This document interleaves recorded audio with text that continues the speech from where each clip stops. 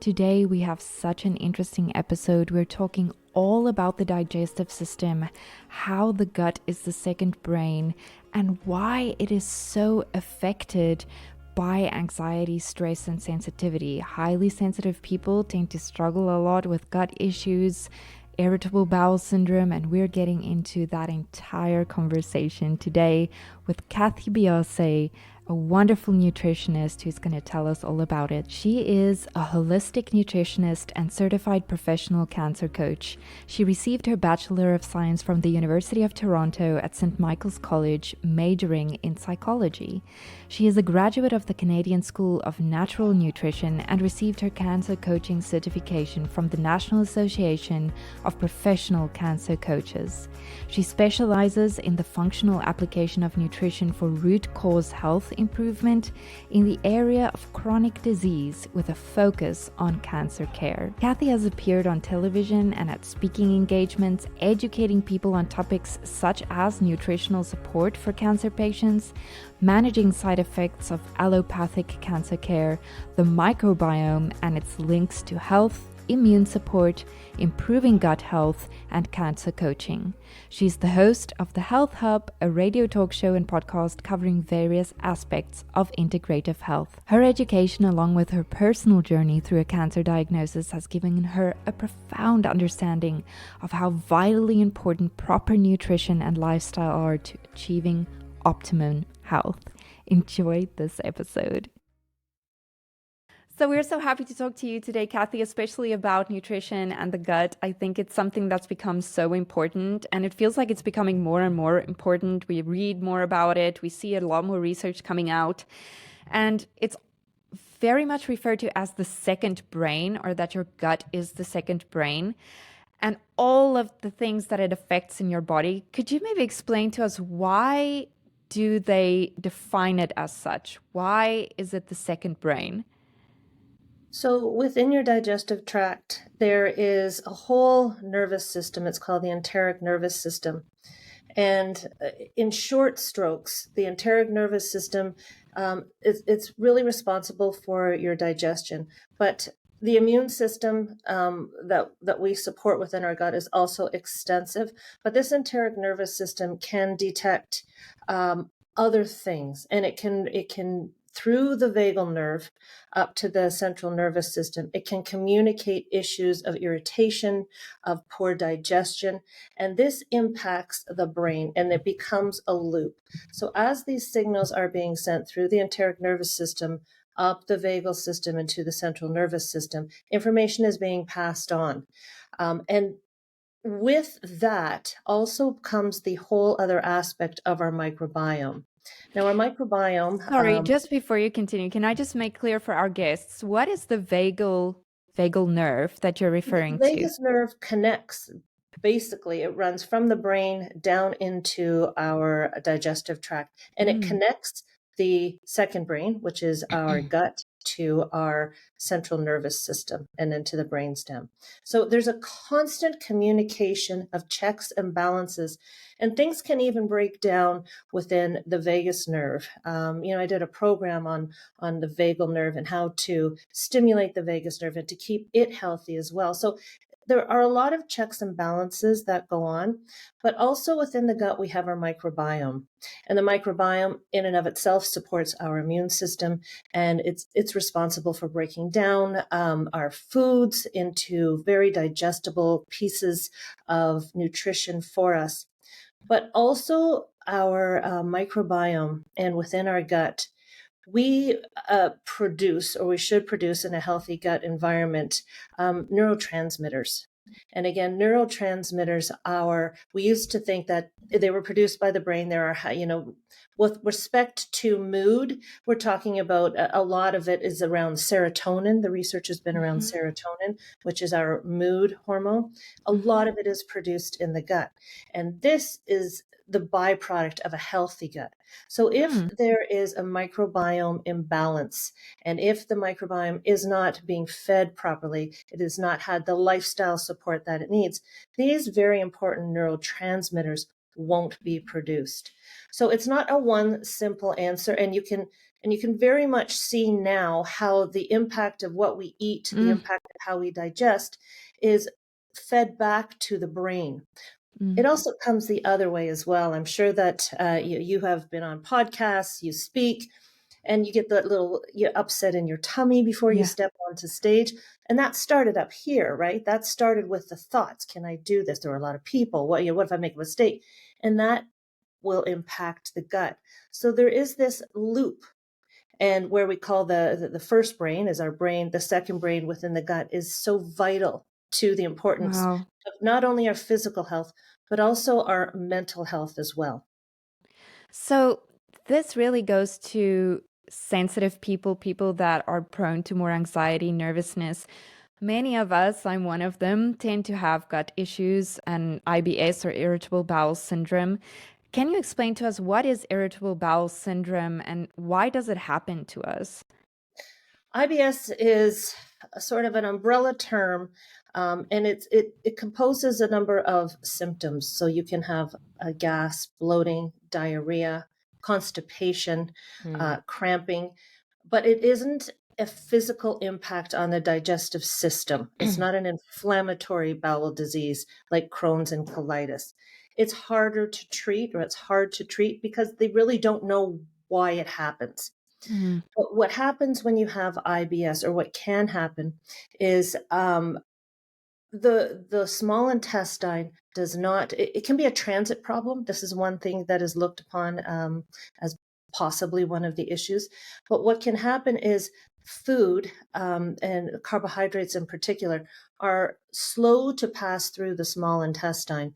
And what happens is that water is pulled into the small intestine. So we get that bloating and distension of the small intestine. And then because the carbohydrates are not being digested efficiently, they make their way down into the large intestine, where the bacteria will use them as food, because carbohydrates and fiber are actually essential for our microbiome to survive. So they use the undigested carbohydrates as a food source. And as I alluded to earlier, what the microbiome does, it will break down food and it will mhm. give off um, byproducts. These are, a lot of them are healthy, butyrate, vitamin B, things like that, but will also give off gases. Mm. So you've got this distension in the small intestine, and then you've got gases being emitted by the microbiome in the large intestine. And this is where a lot of the thought is that IBS is occurring and how it occurs. Okay. Could I ask a clarifying question about the term microbiome? Mhm. Because as I'm listening, and I'm a very visual listener, I guess we'll say, I'm trying to visualize the microbiome and how our listeners might want to more deeply understand. Would you say it's a lining? Is it the environment? Is it what is it? Just so that we can get that visual as you keep unpacking it. Good question. I probably should have clarified. We have microbiome all over our body, in our Okay. mouth. Women have it in their vaginal tract. It's all over on our skin. The skin Mm, is a huge holder of a microbiome. And these are bacteria, virus, fungi that live in our system. And as mentioned before, they do things for us. They Mm-hmm. help us to live a healthier life. So within the gut, starting, right from the esophagus all the way down, we have a very thin epithelial lining. Mm-hmm. And on top of that, to protect it, is a mucosal lining.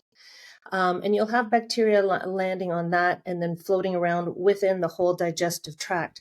And a healthy microbiome, a gut microbiome, some of the byproducts, butyrate was one of them, will help to feed this mucosal lining.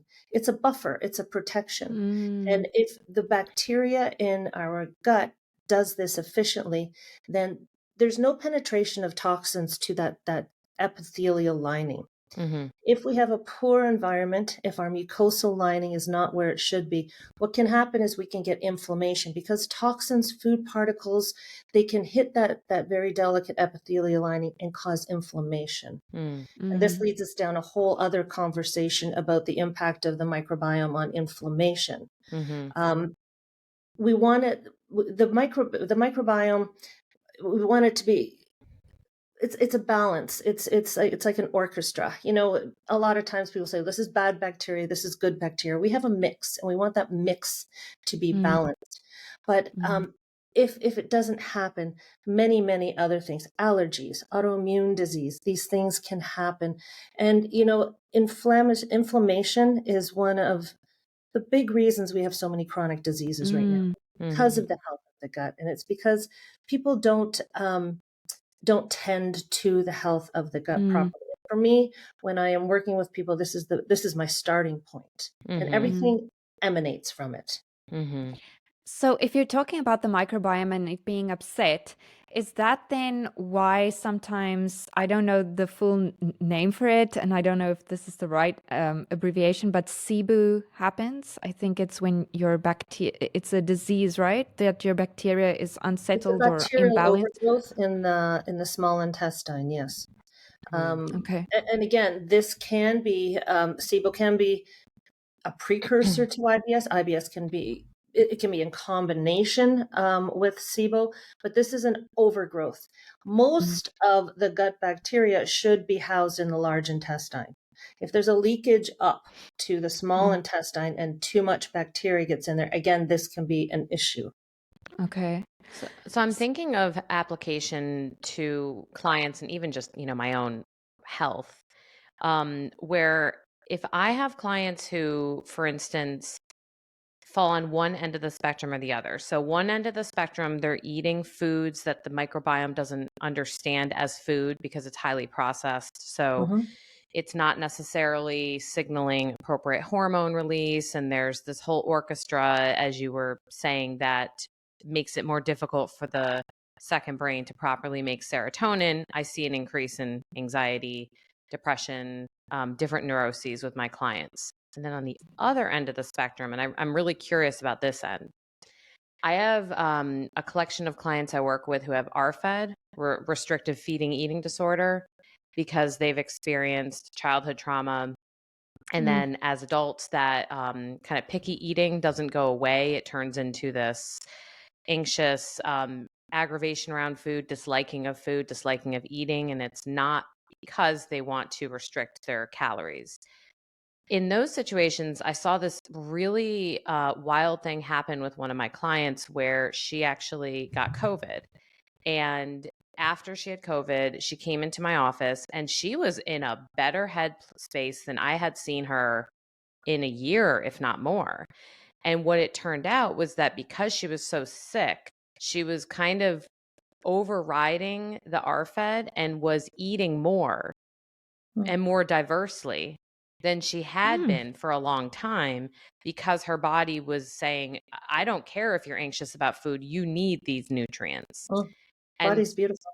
right. And well, and I mean, fortunately, yeah, unfortunately, the next time I had her come in, which was 2 weeks later, I started to see that slow decline in energy, the brain fog coming back, which then signaled finally, oh my goodness, we need to get you in with a mental health informed dietitian. So she's doing much mm, better now because we were able to label what was going on.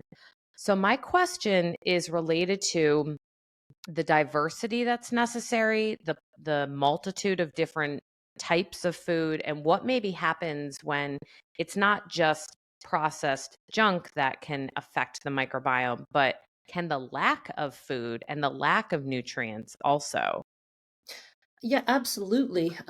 You know, when it comes to nutrition and health, nutrition and being a nutritionist is probably one of the least favorite things people like to do. You know, they to do that to improve their health. You know, supplements are fine. I'll exercise. I'll change lifestyle. But please, you know, the food is so difficult. You know, it's been so Mhm. entrenched. yeah. But one of the first things that I talk to people about is not eliminating, it's adding. So even if they're on a full processed diet, you know, you're not going to change somebody around by telling them to do the reverse. So just Mm, by having this conversation, know your food sources and add some color and diversity to your diet. Mhm. I mentioned eat the earlier rainbow. the rainbow colors. And that's it's because of diversity of nutrients, diversity of colors. Um, I mentioned earlier that the microbiome feeds on fiber. That's the main food source, but it also feeds on phytonutrients. So the different colors supply different phytonutrients to the gut. And what are So phytonutrients? phytonutrients are those the nutrients with I don't know how to nutrients within foods that give it its potential for health. I don't Gotcha. know. Oh, nice. I don't know a better way to say that, I'm but feeling whether good That's about pretty my bowl good. of Yeah. apples I have here, by the exactly. way. No, it's and to I'm not sure where you guys are from, but here in Canada we have the four seasons, and our bodies are used to the four seasons. So this is why nutrition is individual for regions and for people. Here in Canada, we should be eating according to our seasons because that's how our body is working. It works according to seasons. And within each seasons, in the cooler seasons, we have the root vegetables. We have things that are warm and comforting. In the cooler seasons, you want to add lots of fruits. You want to add salads. This works directly with our gut. Mm. And in other regions of the world, their microbiome may be made up very differently because of the way they are eating in their area. Mm. So getting a variety of it's like when you exercise, if you do different exercises, if you're a weightlifter and then you start running for, you add that as part of your plan, you may find like, wow, I thought I could lift a lot. I thought I was in shape. I can't run. I can't run a kilometer without huffing and puffing. So you're adding something new in to increase your health manifold. And that's what you do with food. The more you can increase and diversify, the more you can flex the microbiome muscle. Oh, I love how you put that. Wonderful. Mm-hmm. I'd love to also ask you a little bit about the low FODMAP diet and how it helps with gut and gut health. I've just gone through the low FODMAP diet. Can you I define just that? finished. Because I don't know what it is. Yeah, I will. So I just finished phase 3.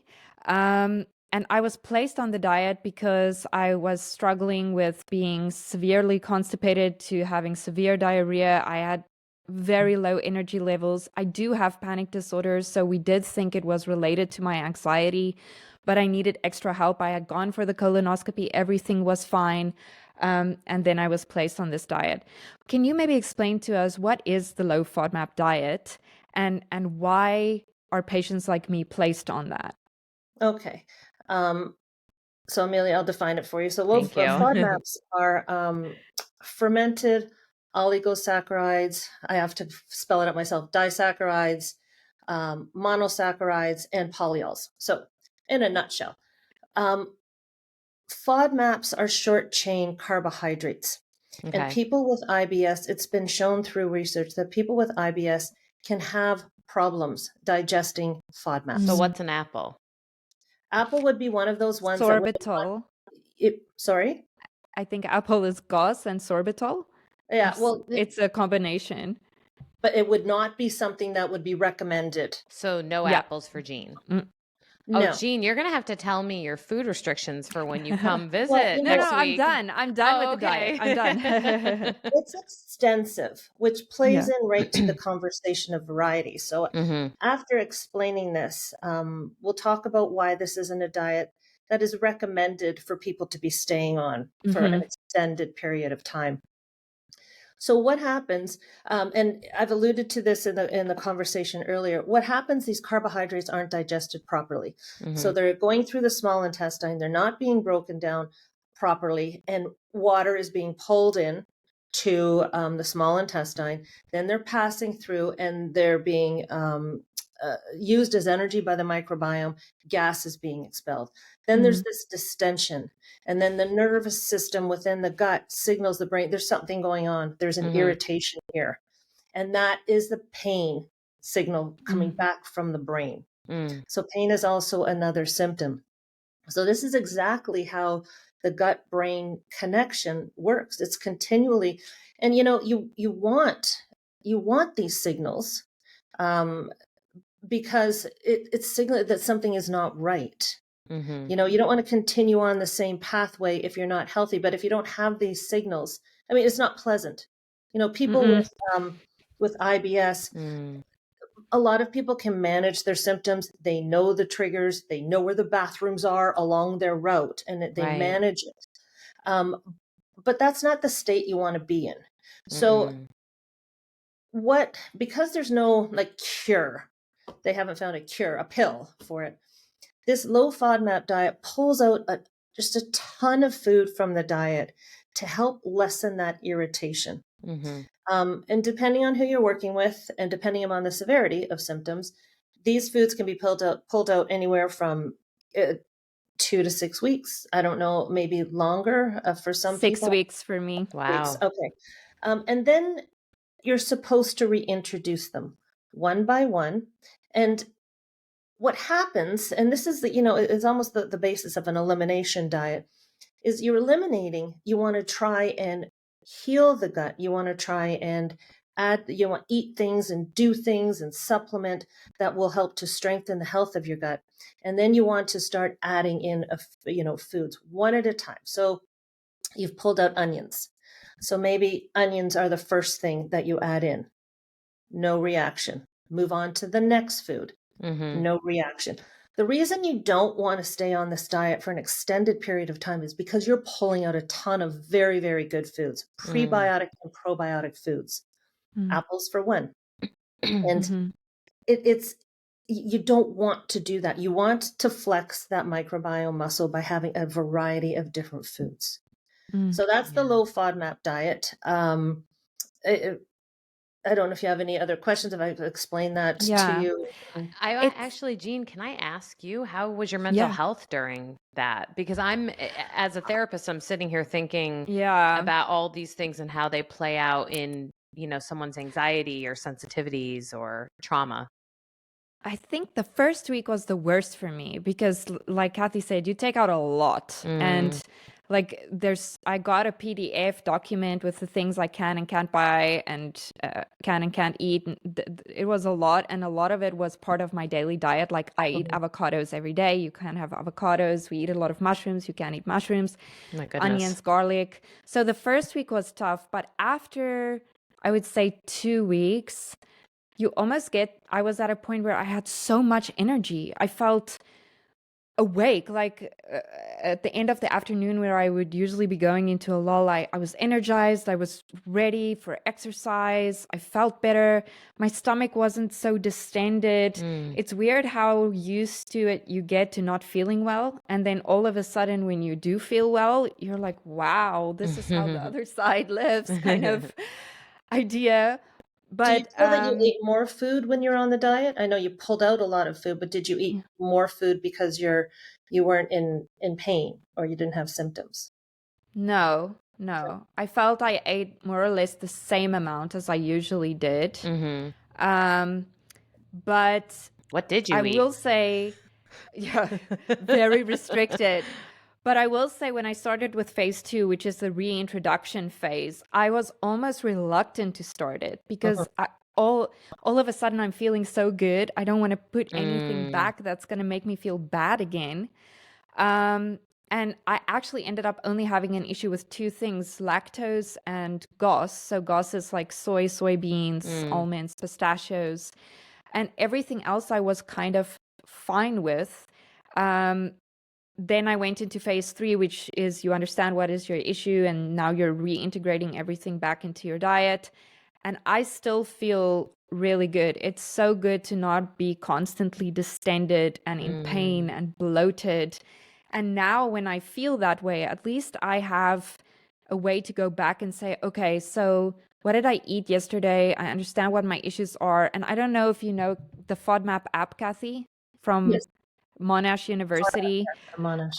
Yeah, I still have it. And it's like a little diary that you go into and you say, what have you eaten today? What were your symptoms like? And you kind of track it that way. So for me, it's been a tough in the beginning, but a worthwhile experience for sure. But I will say when my anxiety hits, like I recently, 2 weeks ago, I had a relapse, then it's all bets are off. Like then it feels to me like it doesn't matter how well I eat. If I've had a panic attack for a week after, like everything is just so messed up. It's like like you were saying, it's really that gut brain connection. Like something's wrong, something's wrong. Well, there's no straight line to the remedy. Mm, And that's why it's not just nutrition that is helpful for the health of the gut. It's your lifestyle, it's your sleep habit, it's your exercise habit. mm, It's a minutia of things. And that's why it's mm, very hard for people with IBS to be rectified. But the one thing I want to make clear when I'm talking about the FODMAP diet and the health of the gut in general is that whole foods shouldn't bother us. If our gut Mm. is the way it should be, if our mucosal lining is intact, if we have a good ecosystem of gut microbiome, whole food shouldn't bother us. So we can't be afraid of the food necessarily. We need to understand that that too is a symptom. That if Mm. you are eating an avocado, it shouldn't disrupt you. It means there's still more healing to be done. okay. You may never get back onto certain foods. I mean, when nobody is perfect, but the fear of food I find pervasive these days in society. Mm, Mhm. So I think it's very important to understand that yes, I know our food isn't as healthful as it should be, and it's not as full of nutrients as it should be. However, um, you want the joy of food to be within what you're eating and not mm, coming to the table and sitting down and saying, I can't have that and I can't have that. Can't is a negative, Mhm. mm, right? And that's why with these diets that you're pulling so much out of, in and of itself, it's a negative. And we want to be, mm, we really want to be emphasizing the positive in life, mm. in nutrition, in all over. These are why these are short gap stop solutions at the moment that are very effective for most, but not all IBS Not sufferers. all. And Mm. I think that's also why in the reintroduction phase, you have 3 days in which to introduce the new Mhm. food, and they tell you the exact amount, like a quarter cup or half a cup.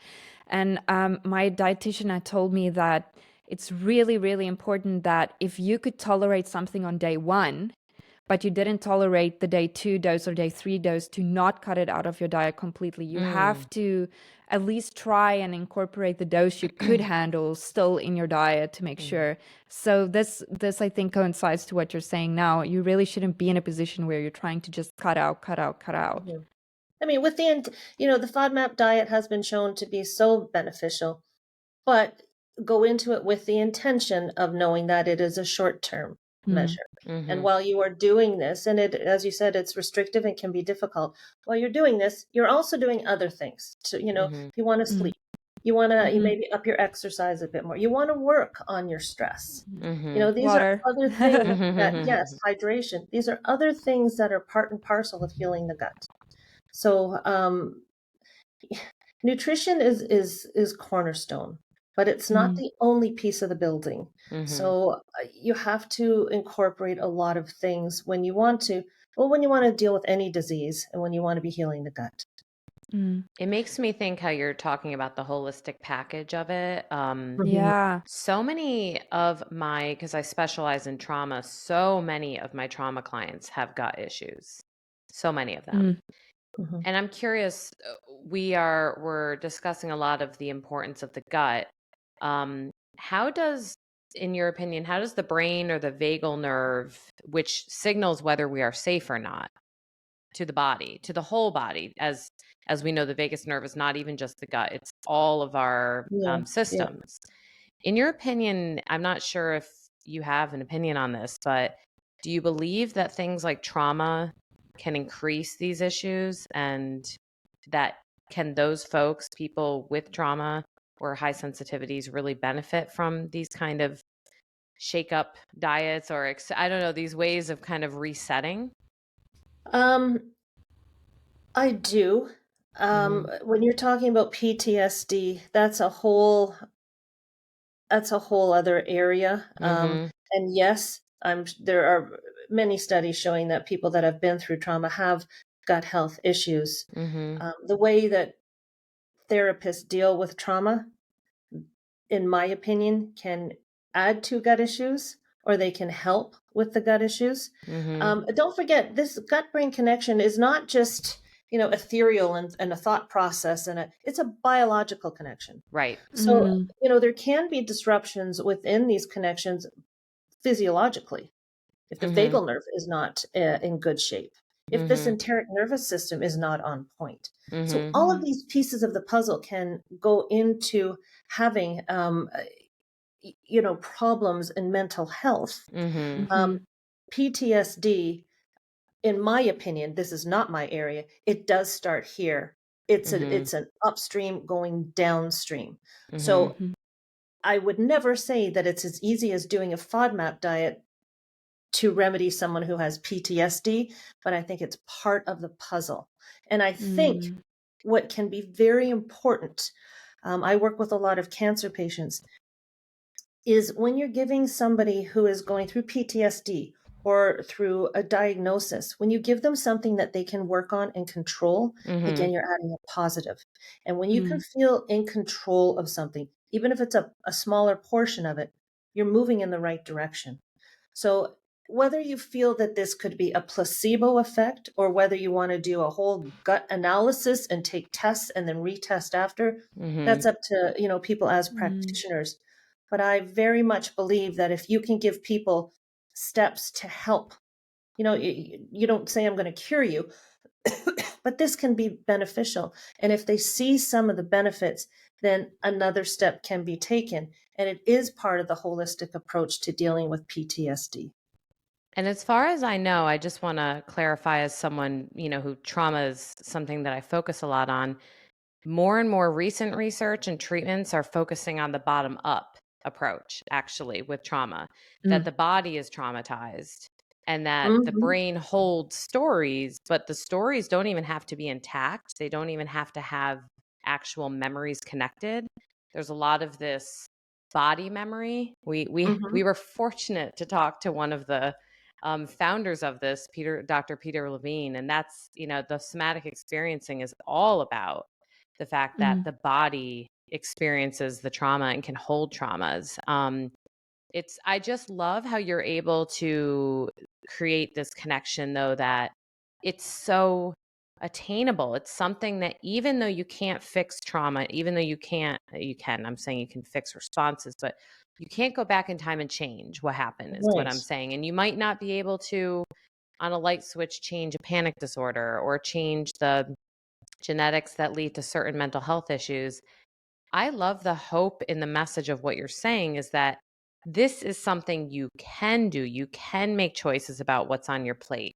You can make choices about how you eat, and that can impact things like the body's response to trauma or anxiety. I love that message that you're expressing. Well, there has to be hope when you're working with people of Mhm. anyone who has been diagnosed with anything. Um, People need to feel they have a place in their own health.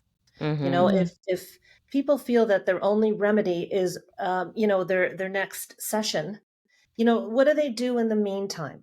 How do they work on their health? And where do they Yeah. get their own pat on the back? Like, hey, you know what? Today I had breakfast, and I feel kind of good.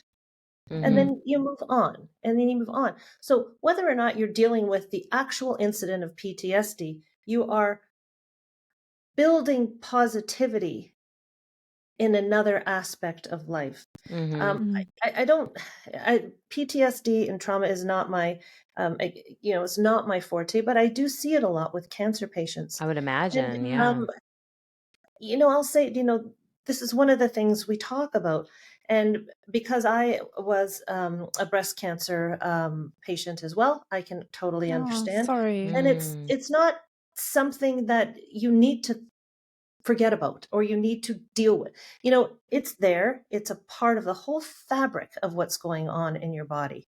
And when these issues, when you get triggers or when something comes to surface, if you're equipped in other areas, you're better equipped to deal with here, Love you that. know? That's Absolutely. amazing. You can't, I'm really passionate about this. A lot of people forget, we got to de-stress you. We've got to, it's not realistic. Okay. A lot of it is not realistic. So teaching people how that they can improve in other aspects of their life so that when triggers happen or when stress arises, it's not straight up. Mm. Mhm. It can be, just those steps, giving the people the hope that, you know what, maybe next time when this happens, it won't be as bad. And it's Mhm. not Mm-hmm. all that I am. It's Mhm. very important. Oh, And Mhm. that's that's the so beauty well of the said. research. The beauty of the research, and it's also the beauty that it's our control. There's not Mm. Mhm. a pill to create a microbiome. We have Mhm. to build our microbiome. And what's better in life than setting out to do something and accomplishing it? And those are Mm. great things. Absolutely. I think, and that brings me to important questions, which I think, as you're saying, setting out to do something and accomplishing it. Do you have like your 3 top tips that you would give to somebody really struggling with symptoms at the moment because of stress? Like, what are the 3 things that they can do today to see if it can help or make them feel better? My number one, I do, this is not just something off the top of my head, gratitude and journaling. I pair them together. And gratitude, not just, you wake up in the morning, you put your feet on the ground. I'm happy that to be awake, happy to be able to approach another day. But I find it's very impactful when you're putting your head down to say things like, what did I do well today? What am I going to Mhm. try and do tomorrow? And what's something that just was great? You know, Mhm. it was a beautiful sunny day. I went for a great walk. Um, I took a step towards building a better pantry, and tomorrow maybe I'll continue with that, so that Mm. you're seeing things. When you sit down and you say, even if it's the one thing, what did I do well today? A Mhm. lot of people will just. There's got to be one thing that everyone does well during the day. Mhm. Even if it's like not saying what you wanted to say, things Yeah. like that. I controlled my tongue today. So that to me, and then journaling in so many respects. Now you do a food journal where you're putting what you ate and everything. And I that's a key piece of protocol that I use. But journaling, maybe what you went through, maybe your progresses, maybe what you stumbled upon. Writing down things has been shown scientifically to benefit the health of the brain. Mhm. So if you can do that, that's number one. Number two, you've got to try and get into a good sleep routine. Mm. Nothing impacts mental health like poor sleep. You just, on so many levels, not just biologically what's going on if you don't sleep. You get up in the morning and if you're not functioning, if you're tired, you might not want to put in the work that you need to do Mhm. that day. Mm. So, getting a good sleep routine down, nailing it. And a piece of that, which would be the third thing, is movement. Mm. Mm. And I use movement versus exercise because exercise scares some people. Get up and move, get up and use your joints. And again, this isn't just for mental health. Physiologically, when you're moving the fluids within your body, you're Mm. helping to detoxify, you're getting your body into a better circadian rhythm. All this is essential for mental health, all of it. So those are the Oh, three things. I mean, there are lots of things, but those are always the ones that are my go-to that I've seen the most impact with. And again, this all under is our control. this is so wonderful, and it's been such a wonderful conversation. I mean, I think I know so many people who have issues with this, and now having been through this journey recently myself, it's such an important part of our being. It's such an important part that surprisingly we pay very little attention to. So I'm so glad we got to speak to you today. Is there anywhere you'd like to send our audience or some information you would like to pass on to our audience? I have basically built everything onto my website. So that's cathybiase.com, at Cathy Biase on Instagram. Those are the places where I kind of live the most and Okay. try and get my message out. So, and then all my contact information is on the website. Thank you so much. Thank you for your time, and we really enjoyed speaking with you. It was my Thank pleasure. Thanks for you. having me. Okay, Bye. bye. Bye bye.